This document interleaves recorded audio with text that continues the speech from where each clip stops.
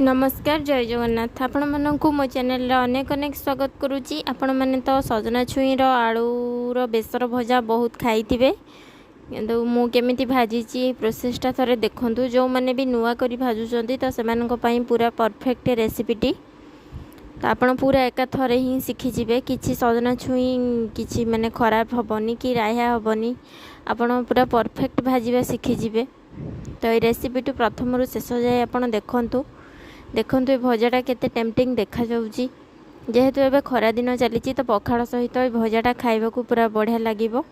तो सजना छुई काटिबार प्रोसेस ठू नहीं कि मुझे देखी पूरा सजना छुई आलूर ये तावा भजार रेसिपीटा बेसर दिया तावा भजा। ये देखो छुई को आपण साइज जी रखिए से हिसाब से काटे आमती काटिकी गोटे सैड्रु तार चोपा को सब छड़ेबे। ता चोपा रहिले तो भल लगे सजना छुई तो ता चोपा को एमती छुरी साहाय्य मुझे छड़ाऊँगी। आपण जो थे भी काटुवे पनिकी कि जो थे भी काटुवे एमती चोपा गुड़ा छड़ेदेवे भलसे चोपा गुड़ा छड़ेकी काटिके सांगे सांगे आप पानी रे पकेबे। सांगे सांगे पानी रे पकेबा द्वारा सजना छुईटा राया हुएनी आउ राया हो गले वन्स सेटा खाइबा को पूरा पितालिया टाइप रो लगे तो जमा भी भल लगे पाटी को पूरा झिमझिम टाइप रो लगे। आप टिप्सटा मन रखु सब बेले काटे तो सांगे सांगे पानी रे पकेबे जहाँद्वारा कि ये सुखीबनी भल लगे खाइबापी।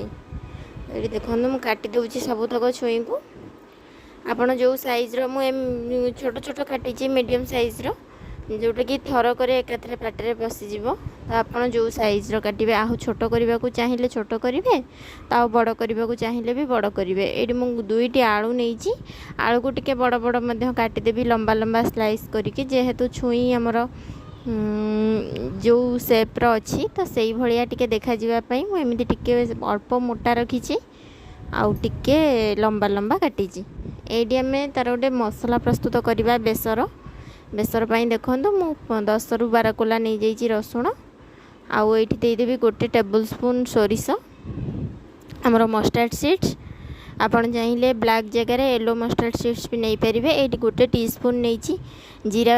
आमर गोटा जीरा क्यूमिन सीड्स आउ गोटे टीस्पून नहीं आमर धनिया कोरिएंडर सीड्स ताकू सबू को भल भाव में फास्ट सुखिला ग्राइंडिंग करदेवी तापरे ताकू पानी देकी ताकू आउ थे ग्राइंडिंग करी पूरा भल पेस्ट बनैबी पूरा चिकन करी बाटिबे मसला को। ये देखो मु कड़ाई रे पानी बसई देइछि पानी रे हम पानी गरम हेले हम सेतरे देइदबा जो आलू को काटी रखिथिले से आलू को छाणिकी देइदबा आलू को देइदबा तापर आलूटा टिके सिझिबा को अधिका समय नब तो सेइथि पई प्रथमे हम आलू को देइदबा आलू को देकी आम किसी समय छाड़ीदबा आलू को आलू फुटा जाए तो आलू हाफ घोड़ाई दबा आलू हाफ सीझीज आम पकेबा आमर सजना छुई को आउ ये आम लुण कि हलदी किसी देने मन रखु आलू पकेला बेले लुण कि हलदी किसी देवेनि कहीं आलूटा सब अब्जर्व कर नहीं जीव तो आलू लुणिया लगे। आम जो छुई पकई सारिबा तापर आम लुण आ हलदी पकेबा जहाँद्वारा कि सबू सामान भाव में लुण आ हलदी अब्जर्व करे।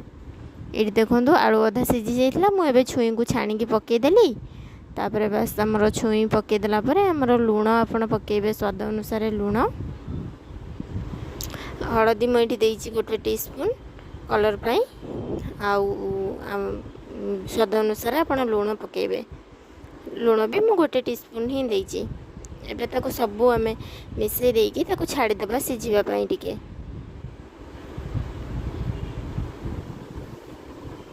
2 मिनिट आम घोड़े देवा टिके स्लो रे टिके हल्का सीझीगला आम आमर जो बेसर बटाटा रखी से बेसर बटाटा को एथिरे देबा। देखो छुई ग्रीन ग्रीन केमती देखा पूरा बहुत सुंदर देखा हलदी देवा द्वारा आम एम जो बेसर बटाटा रखी से बेसर बटा 1.5 टेबल स्पून देदेबा से बेसर बटारू देखो पकई देकी आम भल से मिसईदबा से छुई आलू सहित फुटापी छाड़ीदबा जहाँद्वारा कि बेसर पानीटा आमर सीझीज पूरा मसला भितर को भी बसब छुई आलूर आउ मसलाटा भी पूरा सीझीज जेहेतु सोरिष मसला तो सीझीगले ही तार टेस्ट आसे ताकू जारिबार किसी आवश्यक नहीं आउ हाँ ताकू सीझिला जारिले सेटा पिता लगे तो ये देखो सब पानी पूरा सुखिला हो जाइए आमर छुई आउ आलू पूरा परफेक्ट सिझी जाइए किंतु छुई फिटिनी पूरा गोटी गोटी अच्छी। एबे आमे ताकू तावारे तेल देकी फ्राए करवा। देखो तावारे मु 1 table spoon 2 table spoon oil को एमती स्प्रेड करदेली। आउ यहाँ बहुत हेल्दी कहीं सजना छुईटा देहपाई बहुत भल आईटा हूँ बहुत कम तेल रे तो यहाँ बहुत हेल्दी। ये छुई आउ आलू को मुझे तावारे स्प्रेड करदेवी आउ ताकू लो टू मीडियम रे ताकू फ्राए करवा लेउटे लेउटेकी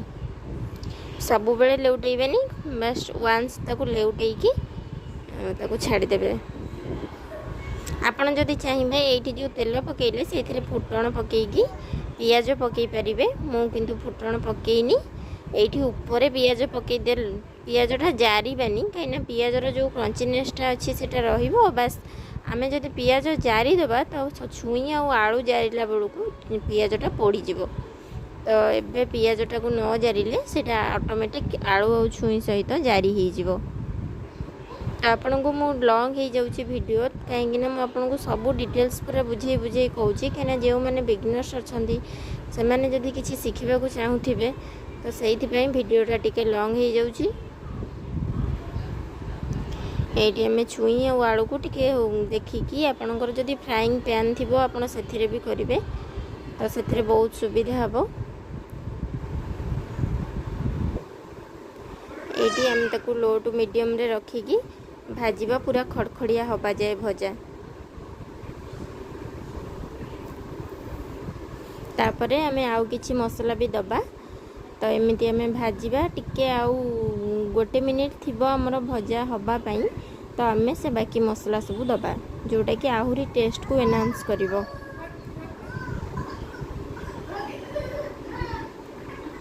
केयरफुली टिके ताकू लेउटेकी देखो पियाज भी जरी जाइए पूरा और भजा भी पूरा जरी आसी तो आम एबे दबा गुंड मसला ये देली मु रेड चिली पाउडर टिके कलर देखा जाए आउ टिके दबा आम 1 टेबल स्पून दबा आमर धनिया पाउडर ऊपर दबा द्वारा आउ टिके बढ़िया बास्ना आसी थाए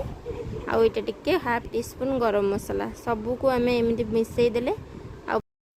देखो केते सुंदर भजार कलर आसी लुक रे केते बढ़िया देखा जाउची। जदि वीडियोटी आपको भल लगिला तो गोटे लाइक शेयर एंड सब्सक्राइब करदेवे चैनल को।